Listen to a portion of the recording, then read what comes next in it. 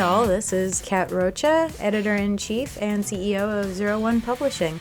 Tiffany has asked me to share with you an article that I wrote back in 2009 concerning Power Girl, specifically because of, well, everything that's been going on with comics, with gender politics, and basically to show that this is not new. I wrote this article, like I said, back in 2009, and I saw the writing on the wall back then. This is not a new problem. What the problem is that this is...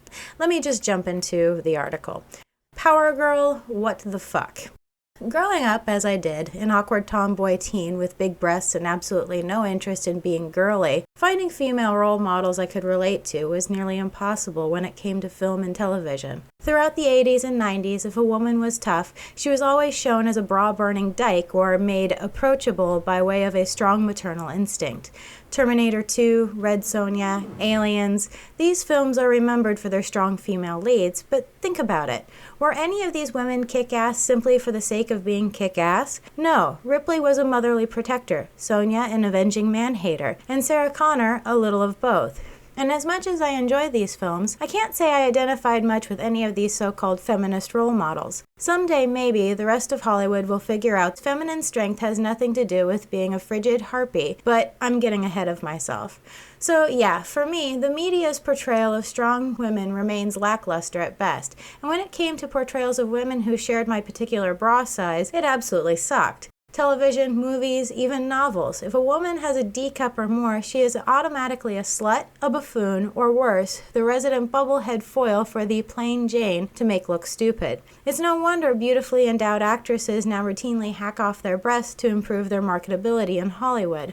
So growing up as I did, an awkward tomboy who enjoyed action movies and sci-fi, who wanted to be the hero adventurer in my own right, where did I find my role models? Where in the world would a budding young geek girl find sexy, no-nonsense heroines who are gutsy and powerful and not weighted down with the tired mommy man-hating baggage that Hollywood likes to pin on its tough chicks? Where indeed? As you can tell, I don't buy into the whole comics are sexist bull that pervades so many editorials on certain other websites. For me, comics have been a sanctuary. It is the only medium where I can routinely find strong, beautiful women to cheer for and inspire me. And this is why I'm so upset with DC's new Power Girl series. They've taken my favorite caped goddess and reduced her to a third-rate Emma Frost. She's snotty, prudish, and her inner monologues read like the spoiled rich girl who found her way into a woman's studies major. This is not Power Girl. This is not the Kryptonian tough chick Jeff Johns wrote so well in JSA. In the hands of Gray and Palmiotti, DC's #1 sexy tomboy not only falls flat, she hits an all-time low. Now, I am aware there's been an event recently with the word crisis in the title, and naturally the DCU has become even more convoluted. But I'll say it again, this is not my Power Girl. How so?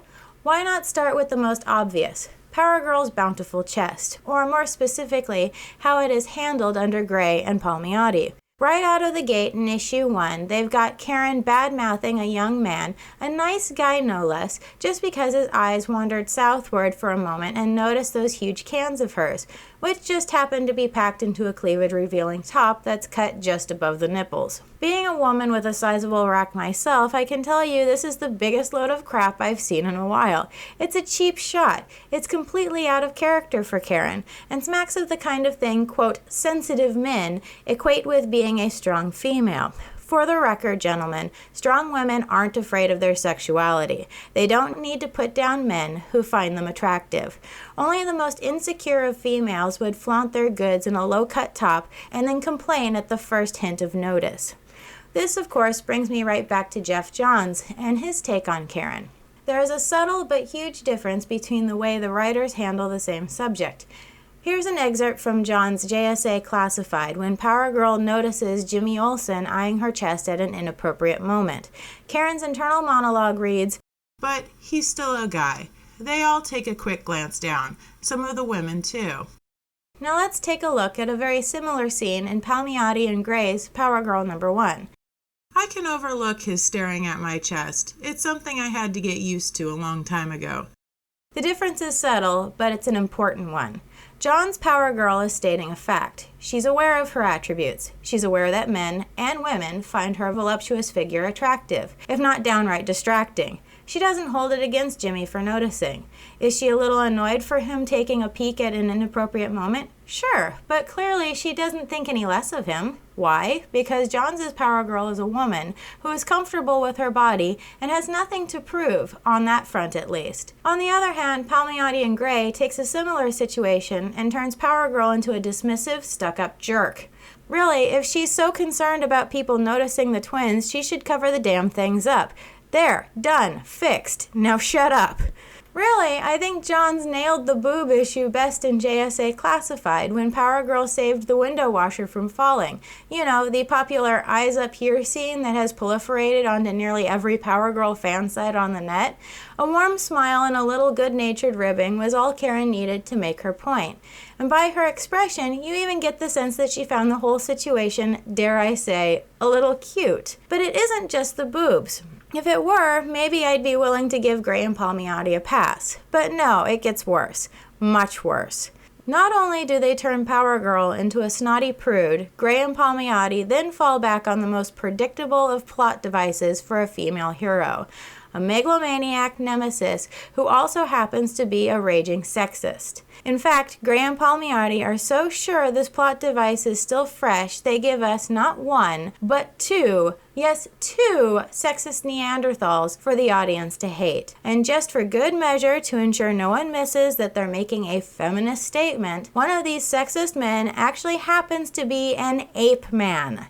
Gosh, guys, laying it on a big thick, aren't you? Every good writer knows that villains are the standard by which a hero's worth is measured. Superman has Lex Luthor. Green Lantern has Sinestro. Batman has, well, the Bat has more cool villains than anyone.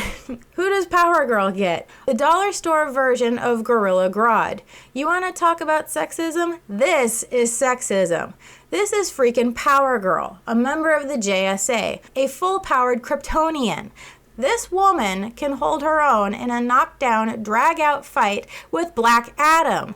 And Gray and Palmiotti choose to stick her with Ultra Humanite? The guy is the Fisher-Price My First Nemesis of villains. His big master plan is to steal Power Girl's body and conquer the world by gender bending. What the hell? Batman never has to put up with this kind of crap. Okay, well, maybe sometimes he does, but you get my point. Which brings me to the second cookie-cutter misogynist to appear in Power Girl #1, Bevlin.